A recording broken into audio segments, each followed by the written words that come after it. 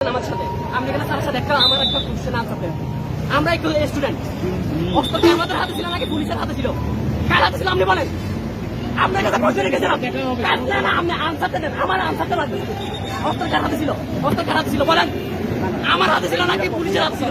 না আপনি আপনি আপনি আনসারটা দেন, আপনি আনসারটা দেন।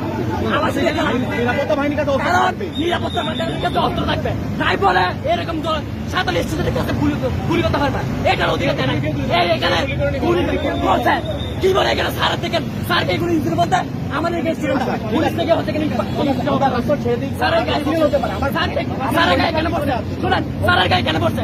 কারণ স্যার ছিল আমাদের সাথে, স্যার ছিল আমাদের সাথে, স্যার আমাদের সাথে ছিল, সেজন্য পুলিশ যখন উঠেন ক্লিয়ার হয়ে গেছে। স্যারের গায়ে পড়ছে। শুনো ভাইয়া, স্যারের গায়ে পড়ছে। তোমার দায়িত্ব ভাইয়া আছে। আমাদের সাথে বলছে না, আমরা জাস্ট একটা তো কিন্তু এখানে হুট করে এসে